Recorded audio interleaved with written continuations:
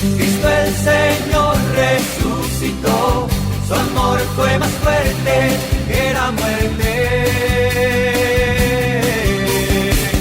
Cristo el Señor resucitó. Palabra y adoración, un espacio para que escuches la voz de Jesús. La voz de Jesús. Aleluya, aleluya, aleluya al Señor.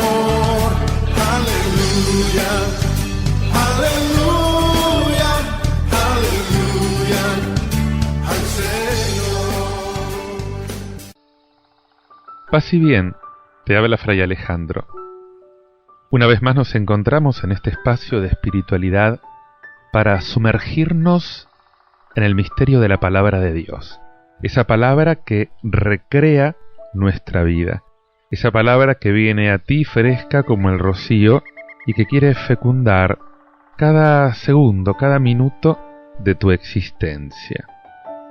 Sabes que todos los hombres, a excepción de los desesperados, tienen esperanzas.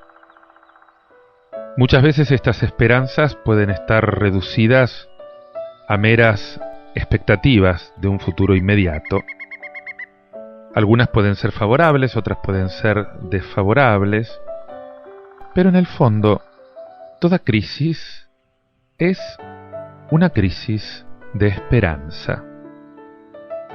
Y todo cambio radical en la vida de los pueblos y todo cambio radical en la vida de las personas es un cambio de esperanza.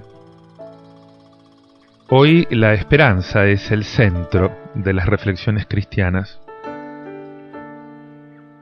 Desde la esperanza se reconsidera la fe, la resurrección de Jesús, la libertad en toda su realización histórica, el amor concreto, la caridad, el compromiso político, el futuro, la salvación.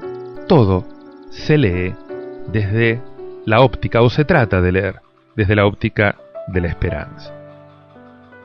Y según interpretan hoy algunos biólogos, algunos psicoanalistas, el hombre queda constituido en las primeras fases de su vida dentro de una situación de confianza.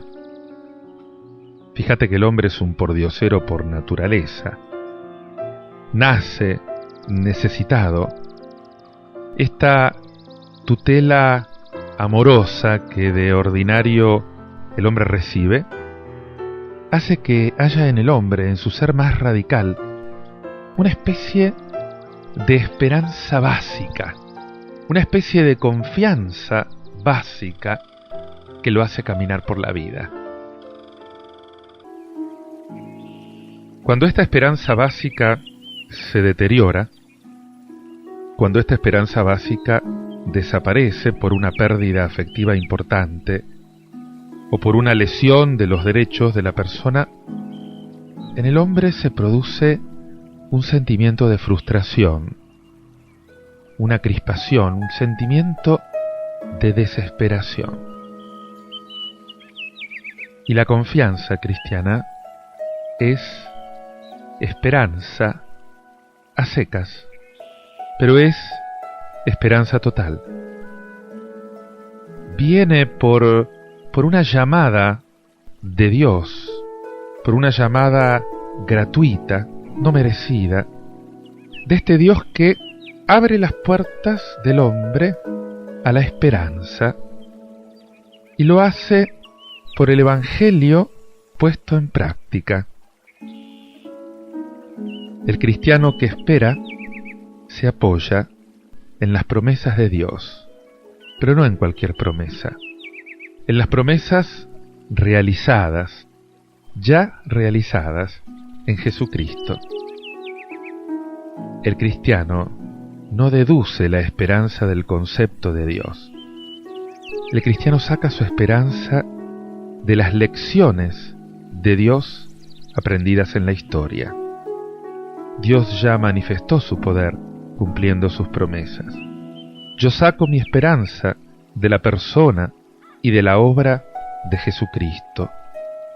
de su muerte y de su resurrección. Quiero presentarte ahora un texto acerca del profeta Elías, el padre de los profetas de Israel. Lo encontrás en el primer libro de los Reyes, capítulo 19, versículos del 1 al 8. Y aquí podés ver cómo el sentimiento de abandono, el sentimiento de futilidad, pone en una especie de desesperación agónica a este profeta que huye. El profeta que quiere dejarse morir en el desierto, quiere morirse, está en una especie de depresión. Y justamente es aquel desierto donde el pueblo sufrió la desesperanza, donde Moisés estuvo acosado, donde Agar se vio a la muerte. Allí, en medio de ese desierto y de esa situación terrible, el profeta recibió un pan inesperado, igual que el antiguo maná, que fue alimento para su cuerpo y alimento para su espíritu. En él estaba el Dios que da la vida. En ese alimento estaba el Dios que da la esperanza. Y con él pudo hacer ese largo camino hasta el monte de Dios. Escucha lo que dice el relato. El rey Ahab contó a Jezabel todo lo que había hecho Elías y cómo había pasado a todos los profetas al filo de espada. Jezabel envió entonces un mensajero a Elías para decirle: que los dioses me castiguen si mañana, a la misma hora, yo no hago con tu vida lo que tú hiciste con la de ellos. Él tuvo miedo y partió enseguida para salvar su vida. Llegó a Berseba de Judá y dejó allí a su sirviente. Luego Elías caminó un día entero por el desierto, y al final se sentó bajo una retama. Entonces se deseó la muerte y exclamó: «Basta ya, Señor, quítame la vida, porque yo no valgo más que mis padres». Se acostó y se quedó dormido bajo la retama. Pero un ángel lo tocó y le dijo: «Levántate, come». Él miró y vio que había a su cabecera una galleta cocida sobre piedras calientes y un jarro de agua. Comió, bebió y se acostó de nuevo. Pero el ángel del Señor volvió otra vez, lo tocó y le dijo: «Levántate, come, porque todavía te queda mucho por caminar». Elías se levantó, comió y bebió, y fortalecido por ese alimento, caminó 40 días y 40 noches hasta la montaña de Dios, el Horeb. Elías está al borde de la desesperación. No vale la pena seguir luchando. El poder del rey, manejado por una mujer ambiciosa, desaprensiva, Jezabel, una mujer que es más fuerte que él, y la vida de Elías está en peligro. Pero en la lucha entre su fe en Dios y el miedo al rey, finalmente vence la fe. Dios sostiene a su profeta. Parece que Elías huye, pero esta huida es algo más. Esta huida es también una peregrinación. Esta huida es en realidad un éxodo. Este hombre que representa lo mejor de Israel, acordate que la reina Jezabel había matado a todos los profetas de Yahvé, el único que quedaba vivo era Elías. Este éxodo es el abandono de esa nueva esclavitud, que son los Baales, los dioses extranjeros que había traído Jezabel a Israel, y Elías sale en búsqueda de Dios, de ese Dios que en otro tiempo había liberado a su pueblo de la esclavitud de los faraones, y ahora lo liberará de la esclavitud de los Baales. Y ahora, como entonces, se van a repetir las maravillas del Éxodo. Aparece el pan que va a sustentar a Elías en toda esa peregrinación. 40 días y 40 noches hasta el Monte Santo nos recuerda el maná. Y sin embargo nosotros sabemos que es solamente el anticipo de ese pan verdadero bajado del cielo, que es Jesús, que se nos anuncia en el Evangelio, en Juan 6, 31, 58. Muchas veces, también nosotros en la vida, sentimos que no vale la pena molestarse más. Tenemos la tentación de bajar los brazos, que nada cambia, que incluso parece que todo va peor. Pero en medio de esta situación encontramos a Jesús, que fue capaz de seguir hasta el final. Y encontramos a este Jesús que es alimento, su pan, su vino, la Eucaristía, el mismo cuerpo y la sangre de Jesús sostienen nuestra fe, sostienen nuestra esperanza, sostienen nuestro amor. Te invito a que medites en esto y a que le pidas al Señor que te dé cada día ese pan de vida, que te dé hambre de ese pan que baja del cielo. Y te invito a que lo hagas con este canto de Miguel Casina, Pan de Vida. Oh, gracias, Señor. Él es el único que sacia nuestra necesidad. Canta conmigo estas palabras. Señor, tú eres el pan de vida para mí.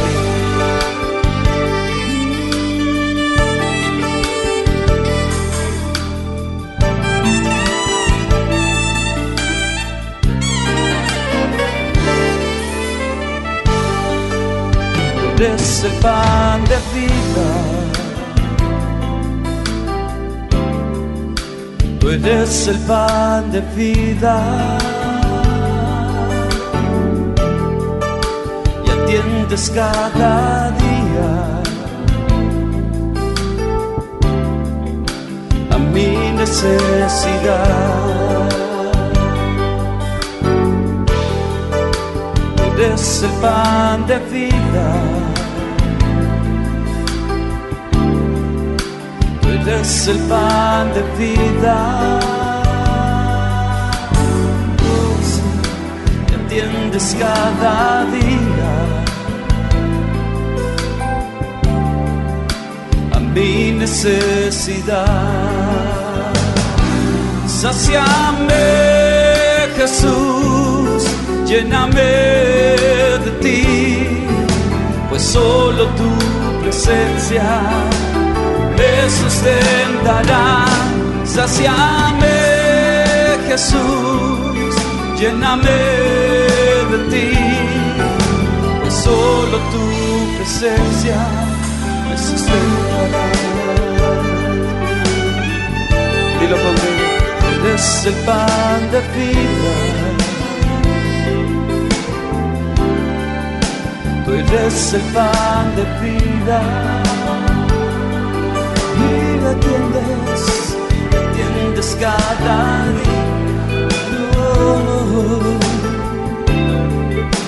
a mi necesidad. Tú eres el pan de vida. Solo tú eres el pan de vida.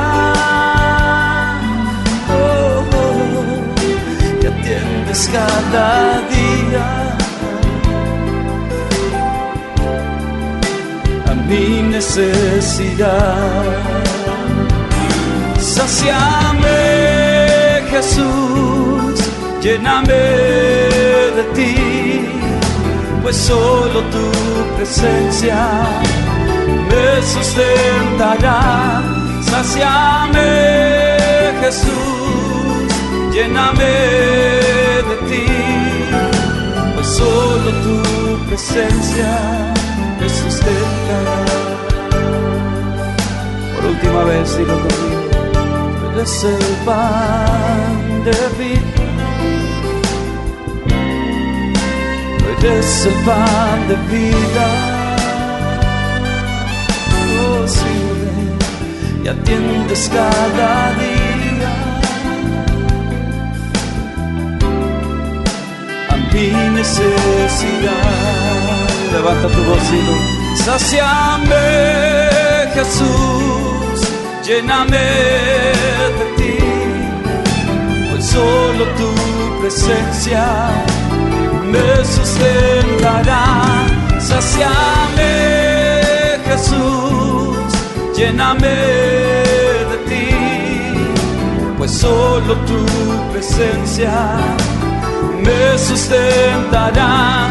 Sáciame, Jesús, lléname de ti, pues solo tu presencia.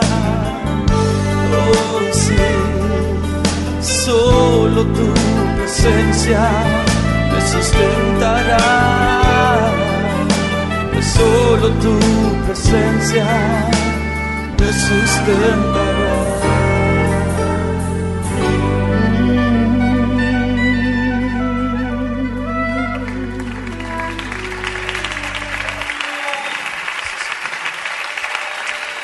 Oh, Jesús, queremos decirte, Padre, cuál es la razón de estar en este lugar, cuál es el propósito de estar aquí en este lugar, para levantar tu precioso nombre. Te invito ahora a que hagas oración conmigo con este salmo, repitiendo esta antífona. Gusten y vean qué bueno es el Señor. Bendeciré al Señor en todo tiempo. Su alabanza estará siempre en mis labios. Mi alma se gloría en el Señor. Que lo oigan los humildes y se alegren. Glorifiquen conmigo al Señor. Alabemos su nombre todos juntos. Busqué al Señor, Él me respondió y me libró de todos mis temores. Miren hacia Él y quedarán resplandecientes, y sus rostros no se avergonzarán. Este pobre hombre invocó al Señor. Él lo escuchó y lo salvó de sus angustias. El ángel del Señor acampa en torno de sus fieles y los libra. Gusten y vean qué bueno es el Señor. Felices los que en Él se refugian. Gusten y vean qué bueno es el Señor. Vamos a hacer una meditación de este salmo. En primer lugar, te digo que este es un salmo alfabético. Cada versículo comienza con una letra del alfabeto hebreo. ¿De quién habla este salmo? ¿Qué categoría de personas es invitada a dar gracias? Son justamente los pobres de Yahvé, los anahuim. Óiganlo y alégrense, hombres humildes. Sí, los desgraciados, los humildes, los corazones que sufren, estos son proclamados dichosos, en tanto que los ricos son tildados de desprovistos. Pero después de esta lectura del Salmo con Israel, hay otra lectura que podemos hacer y la hacemos con Jesús. Este Jesús que dio una bienaventuranza para esta categoría de personas, que dijo: bienaventurados los pobres, porque de ellos es el reino de los cielos. Bienaventurados los pobres, o los que tienen espíritu de pobre, diría Mateo. Ahora podemos comprender mejor que en salmos como este, hasta qué punto Jesús estaba impregnado de la oración de su pueblo. Del mismo modo que María. De María, acordate que conocemos el Magnificat, esta hermosa acción de gracias, esta alabanza, que era el clima dominante del alma de Jesús. Una de sus oraciones tiene la misma tonalidad que este salmo. Dice: Padre, te doy gracias porque revelaste estas cosas a los pobres y a los humildes. y las ocultaste a los sabios y a los prudentes. Lucas 10:21. Sabes que el evangelista San Juan cita explícitamente este salmo cuando, al explicar que se atravesó el costado de Jesús en la cruz, en lugar de romperle las piernas, como se hizo con los otros crucificados, dice: esto sucedió para que se cumpliera la escritura que dice: no le romperán ni uno solo de sus huesos. Salmo 33:21. Está en Juan 19:36. Y acá encontrás una paradoja de Jesús. Jesús es el pobre por excelencia. Y este pobre por excelencia nos invita a escuchar su acción de gracias, porque dice: el Padre vela sobre él y guarda cada uno de sus huesos. Fíjate que una vez más podés ver que la Biblia te invita a hacer una lectura más profunda de las cosas. La promesa de felicidad que llena todo este salmo no se puede comprender en un sentido literal, no se puede comprender en un sentido inmediato, materialista. Hay que pensar en Jesús al escuchar a este salmista que dice, como la cosa más natural: las pruebas llueven sobre el justo, pero cada vez el Señor lo libra. Cada vez el Señor vigila sobre cada uno de sus huesos, y ni uno solo de ellos será roto. Es por esto que te puedo decir que solamente la resurrección va a dar el cumplimiento final a esta promesa, y por eso la resurrección se transforma en la base de nuestra esperanza. Y hay una tercera lectura que podemos hacer de este salmo, y es aplicarlo a nuestro tiempo, a nuestra vida. Un desgraciado gritó y Dios lo escucha. Hay una corriente de opinión cada vez más fuerte que se abre paso en las sociedades modernas, que pide una mayor igualdad en favor de los más pobres, y se hacen toda clase de leyes que tratan de ayudar a las clases menos favorecidas. Y esta corriente, aunque no sea lo suficientemente eficaz, es para nosotros un signo de los tiempos. Todos los que en esta época no quieren escuchar el grito de los pobres se colocan abiertamente fuera del plan de Dios. Un pobre ha gritado y Dios lo escucha. Y por decir esto te acusan de hacer política o de ser comunista o de ir contra las estructuras sociales. Y esto es ignorar totalmente la revelación religiosa de la Sagrada Escritura, de la Palabra de Dios, en la que aparece claramente que Dios está a favor de los pobres que gritan y los escucha. Quien no está con los pobres, contra las injusticias, contra las desigualdades, no puede llamarse realmente un hombre religioso. Y ante esta toma de posición global no hay alternativa posible. Caben opciones diferentes únicamente en los medios concretos para realizar este fin. Algunos piensan que es mejor hacer una determinada política u otra, en la selección de los medios, justamente porque tratándose de estas cuestiones sociales tan candentes, no hay que olvidarse que el verdadero y gran problema de nuestro tiempo no se sitúa solamente dentro de los sistemas occidentales, sino que o de las sociedades industrializadas que ya han vencido el hambre, o los países del tercer mundo que gritan de hambre. Si relees el Salmo 33 en esta perspectiva, toma una fuerza extraordinaria. Es una oración en el mismo corazón del mundo. Este salmo se transforma en una invitación a la acción concreta para liberar, para salvar, para abolir el mal, uno se podría preguntar, ¿cómo podríamos, sin hipocresía, decir, óiganlo y alégrense, hombres humildes, si al mismo tiempo no nos comprometemos de veras para que de alguna manera esto se haga realidad? ¿Cuántas promesas de felicidad? El que quiere ser feliz tiene que huir del mal, tiene que practicar el bien, tiene que adorar a Dios, buscar a Dios. Algunos van a decir que esto es una ingenuidad, y sin embargo es verdad. Los únicos felices son aquellos de quienes habla este salmo.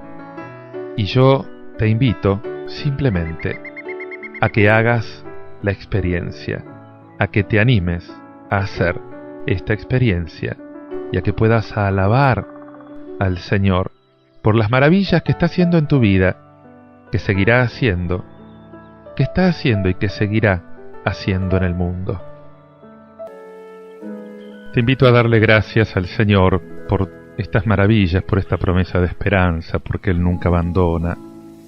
Hacelo escuchando este canto del coro Tabernáculo de Brooklyn, Te alabaré. Y acordate que el cielo comienza en la tierra cuando desde lo hondo del corazón arranca nuestra alabanza al Señor. Deja que esta alabanza te lleve y te mueva para darle gracias al Señor, incluso en las dificultades.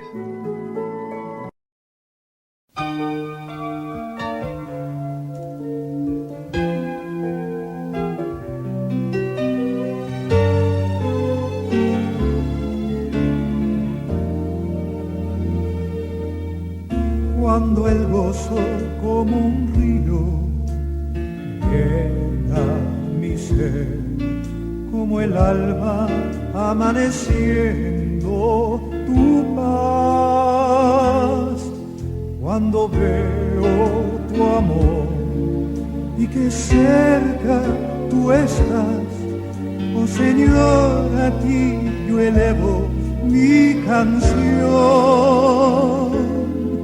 Si me encuentro vacilante, lejos del hogar, y las dudas a mi mente veo llegar, en tu nombre, Señor, las tinieblas huirán, yo te alabaré por siempre, mi Señor. Te alabaré, mis labios cantarán tu gloria, te alabaré, por siempre honra te daré, eres digno, Señor, por tu palabra de recibir honor.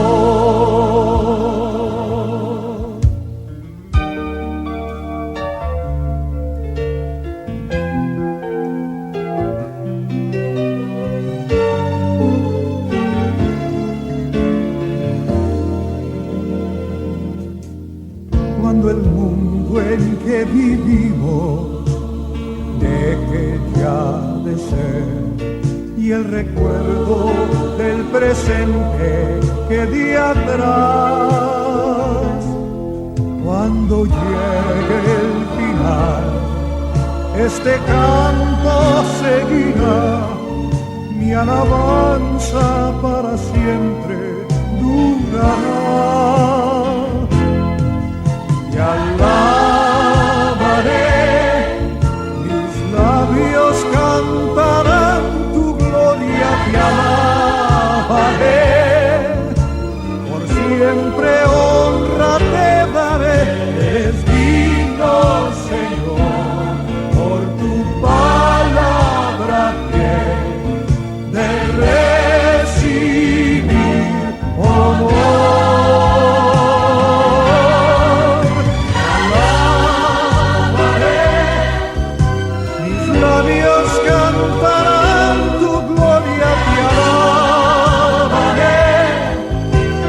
Siempre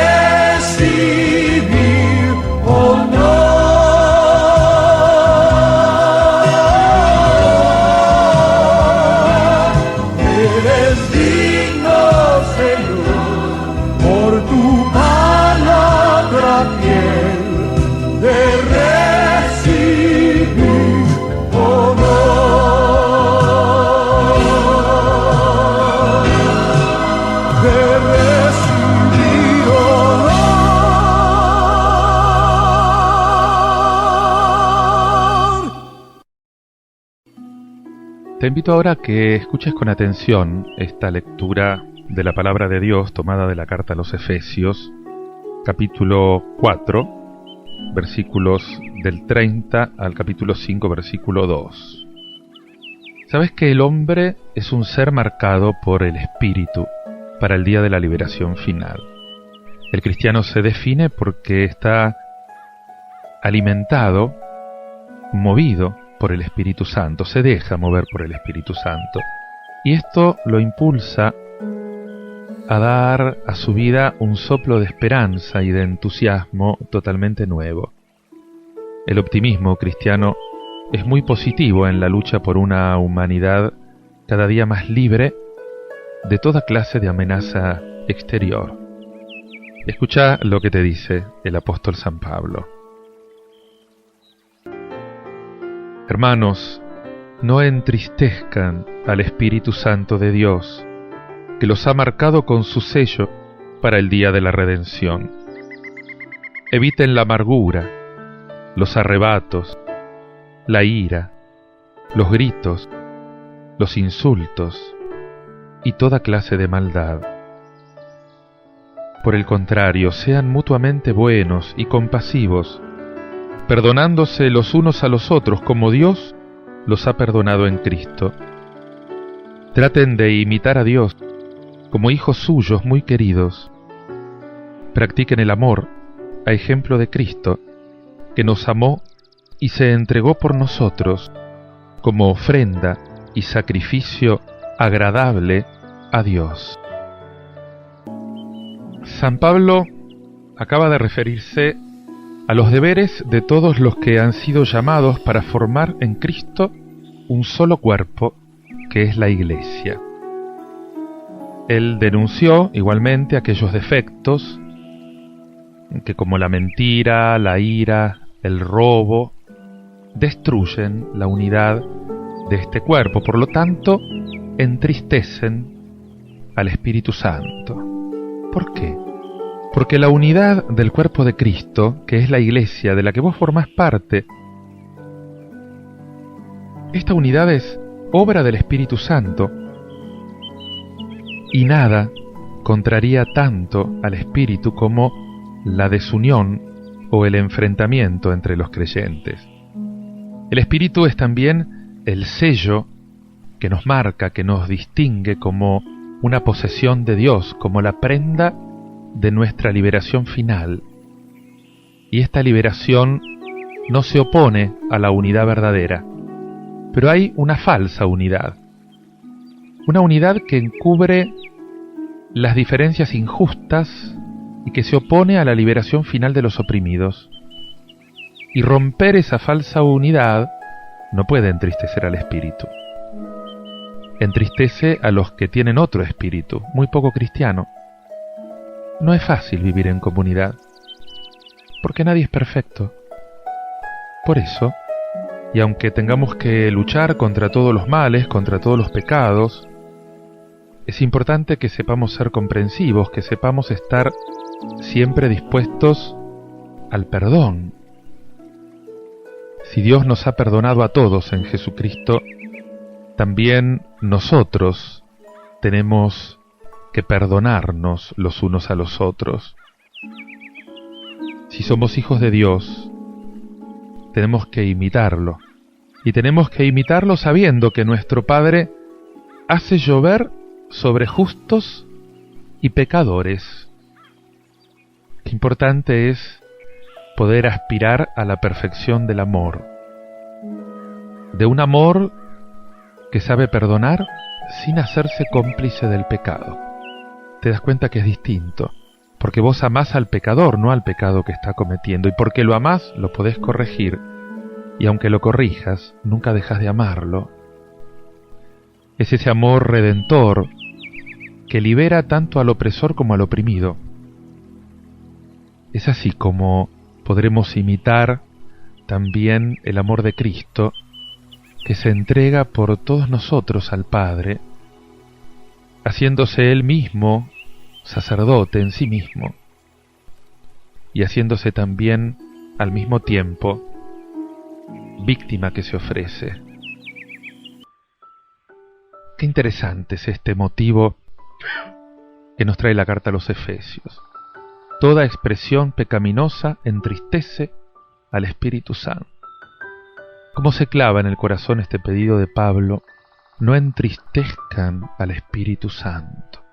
No entristezcas al Espíritu Santo, que es el lazo de unión en el amor de Cristo, el sello que nos marca como propiedad de Dios, el rescate pagado para la entrada en el reino. Esta es la tristeza. La tristeza es dañar la unidad del cuerpo de Cristo. Es por esto que en la fuerza del Espíritu es donde tiene que afianzarse cada cristiano para no perder el dominio de sí mismo.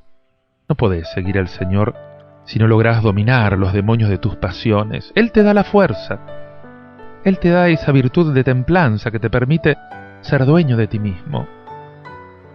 Solamente en Él podemos encontrar esos sentimientos de reconciliación frente al enemigo que nos ofende. Y a esto justamente nos obliga el propio actuar de Dios, que entregó a su Hijo para salvar a todos los hombres. Acá se trata de esas exhortaciones que Pablo recoge, que no se va a cansar de acentuar en todas sus cartas, y que encuentra una expresión definitiva, característica de él. No te dejes vencer por el mal, más bien vence al mal a fuerza de bien. Esta apelación que la hace de hijos queridos, fíjate qué lindo cómo te llama hijo querido, determina todas estas exhortaciones que siguen. Los que creemos en el bautismo hemos sido tomados por Dios como hijos. Hemos sido creados de nuevo a su imagen.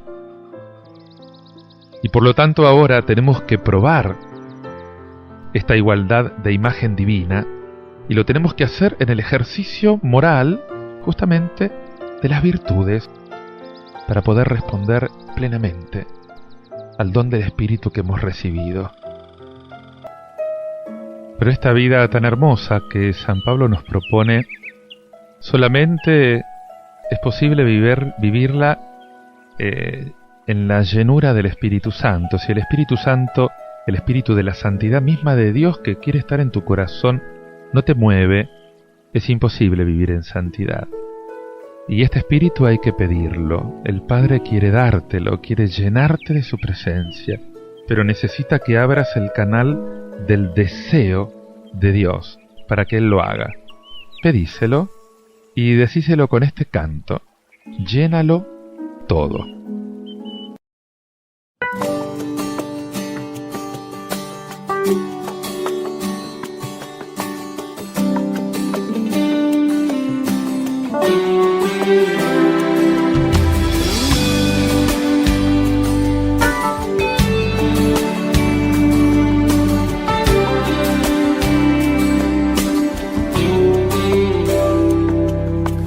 Quiero que tú llenes cada espacio de mí, que lo llenes todo, que no quede nada sin ti.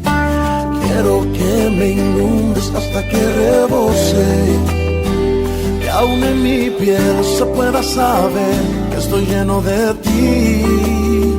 Que lo llenes todo, llena mi espíritu, alma y cuerpo, que lo llenes todo. Llena mi casa, mi familia, que lo llenes todo. Llena mi mente hoy de ti, llena mi espíritu de ti, que lo llenes todo.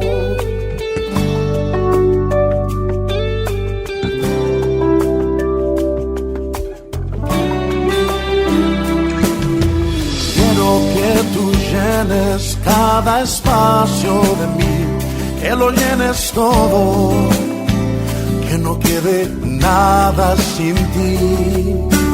Quiero que me inundes hasta que rebose, que aún en mi piel se pueda saber que estoy lleno de ti, que lo llenes todo. Llena mi espíritu, alma y cuerpo, que lo llenes todo. Llena mi casa, mi familia, que lo llenes todo. Llena mi mente hoy de ti, llena mi espíritu de ti, que lo llenes todo.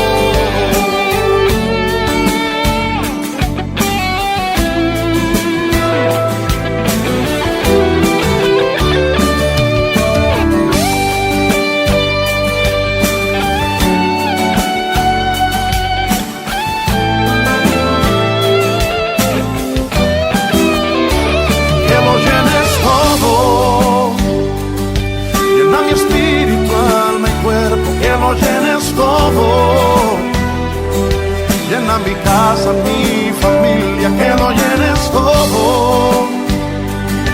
Llena mi mente hoy de ti, llena mi espíritu de ti, que lo llenes todo.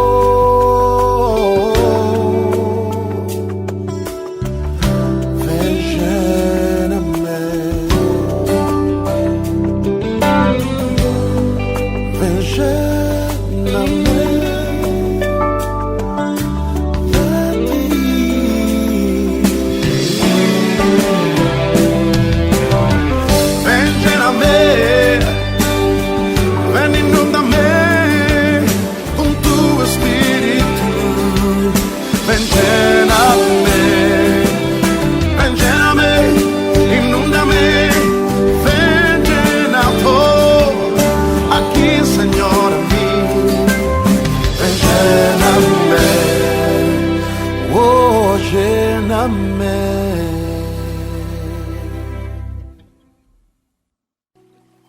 Los oyentes de Jesús son judíos.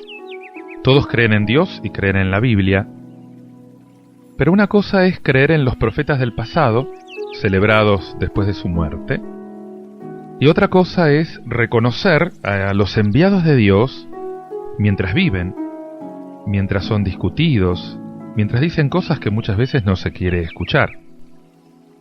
Especialmente cuando el enviado de Dios aparece como un simple carpintero. ¿Cómo es posible que diga el hijo de José y María semejantes palabras? Es evidente que Jesús les habla de comer su carne y de beber su sangre. ¿Cómo es posible que exija a sus discípulos algo que está prohibido por la ley? La Sagrada Escritura utiliza el verbo murmurar en el Éxodo. En el desierto los israelitas desconfiaban de Dios y a cada momento critican las decisiones de Moisés. Todavía hoy también vamos a tener que superar las mismas dudas, vamos a tener que escuchar a los enviados de Dios que nos enseñan una misión concreta en el mundo de hoy. Y son muchos los que creen en Cristo, los que creen en la palabra de Dios, pero no quieren escuchar a los profetas, o no quieren escuchar a los ministros. Esta escena que vas a escuchar ahora del Evangelio está rodeada de sencillez, pero también de crudeza al mismo tiempo. Jesús es el enviado de Dios que nos pide creer en Él. Creer que Él es el pan de vida y que hay que comerlo, masticarlo. Está hablando también de la realidad de su presencia en la Eucaristía. Y para esto basta la fe por la caridad, porque Jesús no va a explicar cómo hará para que podamos comer su carne, no va a dar explicaciones. Él no va a explicar cómo habrá que usar ese alimento divino que Él es. Únicamente busca una respuesta de fe y no suaviza nada de la exigencia de su verdad.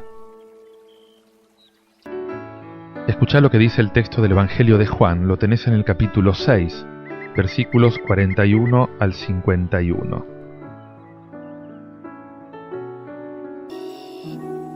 Los judíos murmuraban de Jesús porque había dicho: yo soy el pan bajado del cielo. Y decían, ¿acaso este no es Jesús, el hijo de José? Nosotros conocemos a su padre y a su madre. ¿Cómo puede decir ahora, yo he bajado del cielo? Jesús tomó la palabra y les dijo, no murmuren entre ustedes. Nadie puede venir a mí si no lo atrae el Padre que me envió. Y yo lo resucitaré en el último día. Está escrito en el libro de los profetas, todos serán instruidos por Dios.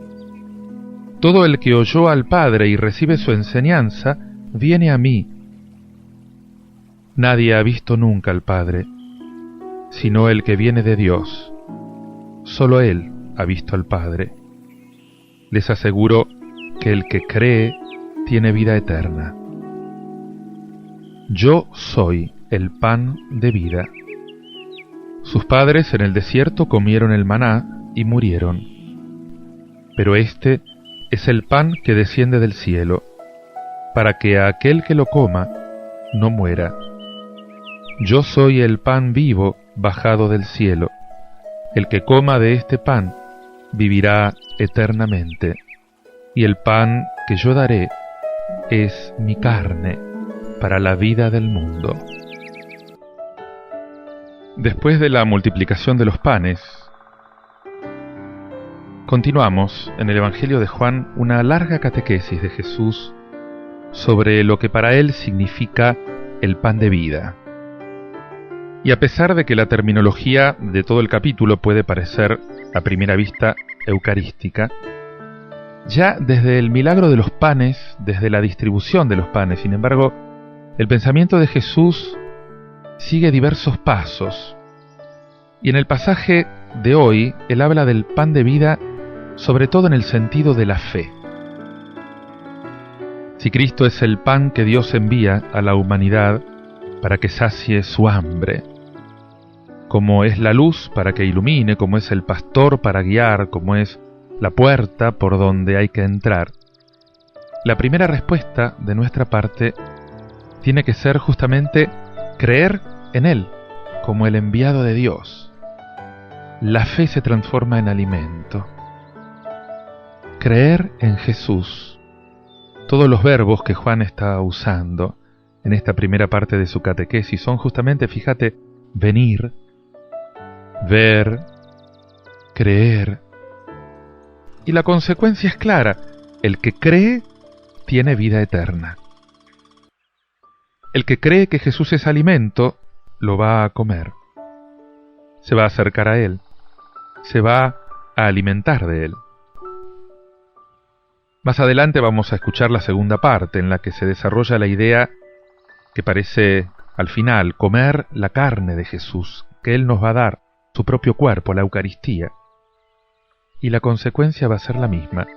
El que come mi carne vivirá por mí, tiene vida. El que cree tiene vida, el que escucha la palabra tiene vida, el que come su carne tiene vida. No hay vida fuera de Jesús. Es dramática esa escena que nos prepara para escuchar el Evangelio, esta escena de Elías que está huyendo de la reina Jezabel para defender la vida. Él estuvo luchando por Dios, estuvo intentando convencer al pueblo para que abandone todos los dioses falsos, para que vuelva a la alianza, pero no solamente no le hacen caso, lo persiguen a muerte. Elías llega en su crisis hasta el extremo. También nosotros podemos muchas veces cansarnos, entrar en crisis. No solo los que abandonaron la fe, los que andan buscando el sentido de la vida por caminos falsos, sino también los que se cansan de hacer el bien, como Elías, que sufren porque su voz no es oída, porque se van perdiendo los valores cristianos en el mundo en que estamos viviendo, porque parece que la fe ya no tiene futuro. ¿Cuántas veces podemos sentirnos en algún momento de la vida con ganas de renunciar, de dejarlo todo? Por fallos, por fracasos propios o por reacciones contrarias del ambiente. Una escena dramática, pero que no es exagerada, porque muchas veces también la vida es dramática. Y a Elías lo ayuda el ángel del Señor y le dice: levántate y come. Alimentate de lo que viene de Dios y vas a poder seguir caminando. Estás por desfallecer, alimentate de Dios. Fíjate que en el Evangelio también aparece esta multitud de personas buscando el sentido de la vida. Jesús les dice: yo soy el pan bajado del cielo. Yo soy el alimento que están buscando. Nuestro camino a veces es difícil, parece que supera nuestras fuerzas, igual que Elías. Pero Dios pensó ya en un alimento para este camino. Nos envió un Salvador, nos envió un Maestro, que es su propio Hijo. Él es el pan que nos tiene que saciar si lo sabemos comer. Y a vos te dice hoy el Señor: tomá y comé. Escuchá a ese Maestro que te envié. Seguí a ese guía que te conduce en la vida. Comete este pan, bebete de esta agua, entra por esta puerta. Entonces tu vida va a tener sentido, mucho más. Vas a tener vida, la vida que yo te doy. Porque si no crees en Jesús y no construís sobre Él, si no te dejas iluminar por su luz, a la larga tu vida tiene poco futuro. Los que ya tenemos, por la gracia de Dios, el don de la fe, siempre podemos profundizar mucho más en esta fe. Nunca te conformes, siempre podés tener más, siempre podés experimentar mucho más la cercanía de Dios en tu vida. Fija tus ojos en Cristo Jesús, con más coherencia, colócalo en el centro de tu propia vida. Sabe que en cada Eucaristía, como si siguiéramos este itinerario que nos señaló Jesús en el discurso del pan de vida, primero creemos en Él, después comemos a Cristo como palabra, profundizamos la fe, nos alimentamos de este pan que bajó del cielo, toda esa primera parte de nuestra celebración, hasta que después podemos recibir propiamente el cuerpo y la sangre del Señor en el misterio que Él dejó. Ojalá que también se pueda decir de cada uno de nosotros: y con la fuerza de aquel alimento caminó durante toda una semana. Yo te diría, y caminó durante toda una vida. Te invito a que medites en todo esto y a que le pidas al Señor que sea tu alimento, que te dé hambre y sed de Él. Hacelo con este canto de Marcos Witt: mi pan, mi luz. Al entrar a tu santo lugar, me asombra que me pueda acercar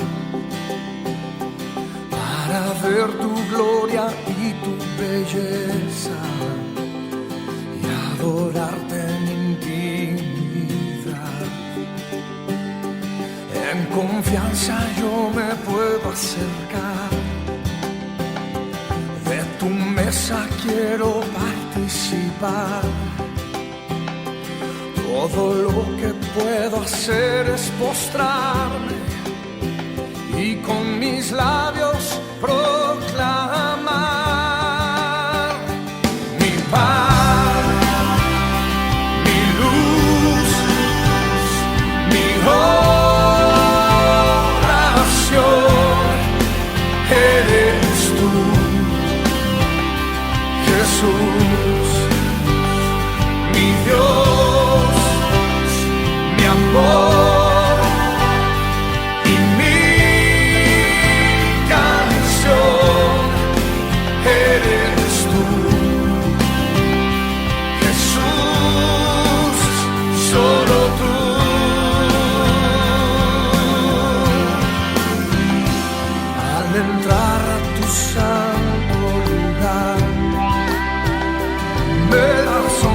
Que me pueda acercar para ver tu gloria y tu belleza y adorarte en intimidad. En confianza yo me puedo acercar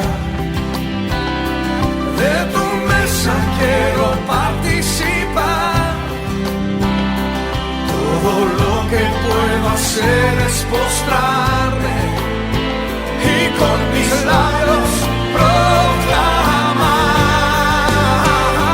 mi pan, mi luz, mi oración. Eres tú, Jesús, mi Dios, mi amor y mi canción. Eres tú, Jesús, solo tú.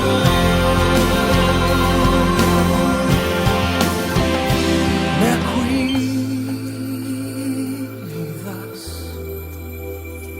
me abrazas, me cantas,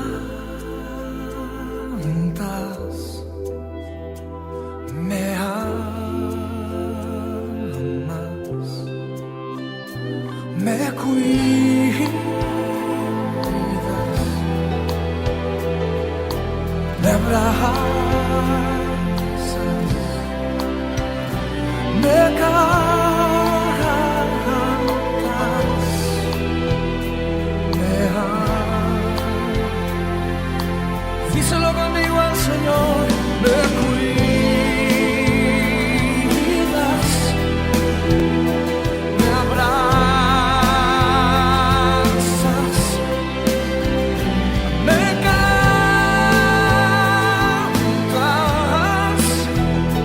me amas. Tú eres mi pan, mi adoración, siempre serás tu Señor, siempre lo serás. Fuerte conmigo, mi pan, mi luz, mi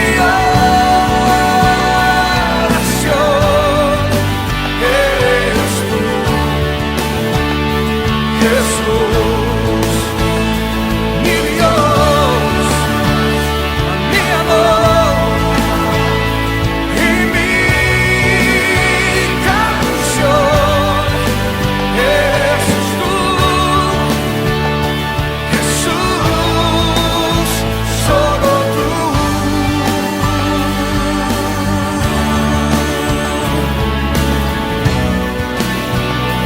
Jesús, solo tú.